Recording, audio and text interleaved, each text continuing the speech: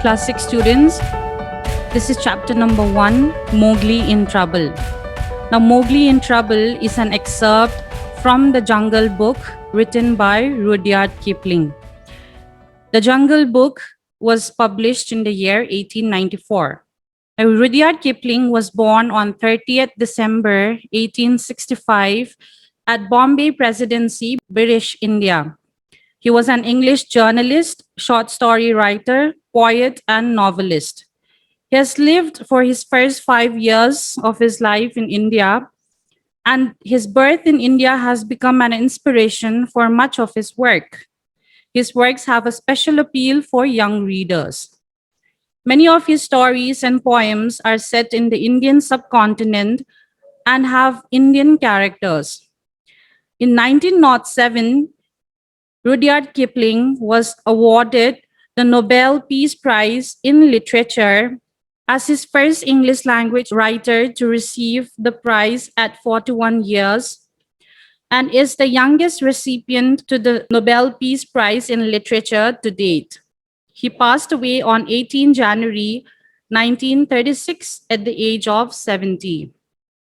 Now, coming to the lesson, like we mentioned, our lesson, Mowgli in Trouble, is an excerpt from Rudyard Kipling's book, The Jungle Book. The Jungle Book is primarily about a little boy named Mowgli, who is adopted by a family of wolves and brought up in the jungle. Now, in the jungle, Balu the bear teaches Mowgli the ways of the jungle, and Bagheera, the black panther, protects him. In our chapter, we're going to learn about how one day the Bandar Log or the monkeys kidnap Mowgli and take him away to the coal layers, and how Balu, Bagheera, and others save Mowgli from the Bandar Log. Now, Balu was delighted. He was very happy to have Mowgli as his student because Mowgli could climb, swim, and run very well. Balu taught him how to tell a rotten branch from a good one, speak politely to the wild bees, warn water snakes in the pools before Mowgli splashed down among them, and also the stranger's hunting call. This was supposed to be used whenever anyone hunts outside his own grounds.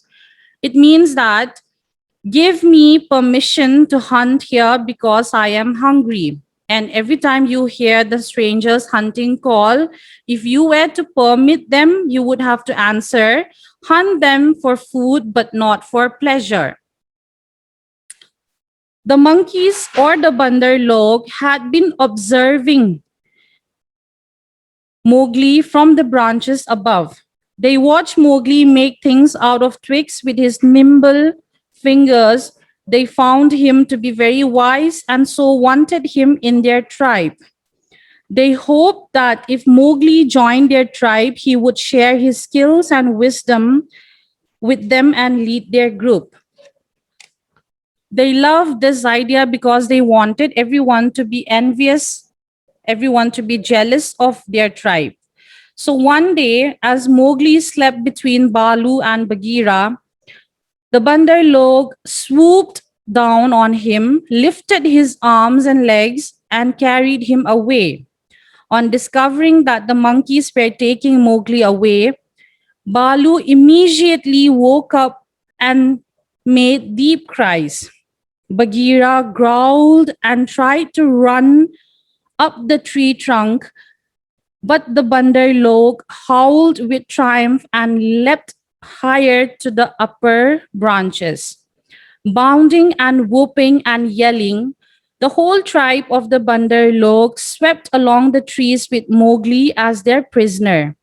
While they were taking him away, Mowgli stared upward and saw Run the kite, flying in the blue sky. He cried out to Run for help, saying, I quote, "Oh, brother Run, observe where they're taking me. Tell Balu and Bagheera where they are taking me," unquote. Now Run nodded and observed the path, after which he flew in search of Balu and Bagheera. In the meantime, Balu and Bagheera were furious and were planning to get Mowgli back.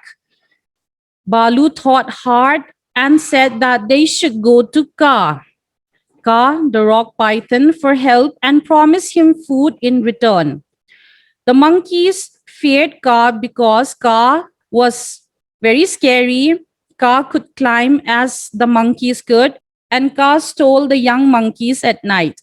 They were afraid to even whisper his name. Run then flew in beside Balu, Bagheera, and Kaa, and as asked by Mowgli, told them that the Bandar Log had taken him beyond the rivers to the coal layers. Now, the coal layers was an old deserted city lost and buried in the jungle. It was a half night's journey, and they then hurried on to the coal layers to save Mowgli and teach those monkeys a lesson. In the coal layers, the monkeys were very pleased with themselves. They joined hands, danced about, and sang their foolish songs. One of them even said that Mowgli would show them how to weave sticks and canes together as protection against rain and cold. So Mowgli picked up some creepers and began to work them in and out, but he saw that they were not really interested in learning anything. Their tribe would always be silly and foolish. While the Bandar Logs screeched and made mischief, Bagheera and Kaa reached the coal layers. Now remember, Bagheera and Kaa were faster and therefore had reached the coal layers before Balu. Kaa decided to attack from the west wall and Bagheera from the terrace. Bagheera swiftly struck several monkeys on his path towards finding Mowgli. They didn't see him at first, but later started to fight back. The monkeys later decided that they should fight back. They thought he was all alone. A mass of monkeys started biting, scratching, tearing, and pulling closed over Bagheera. Bagheera and Mowgli, who was kept in a different room, were both surrounded and needed help. Soon, Balu ran towards the monkeys that had surrounded Bagheera and attacked them fiercely.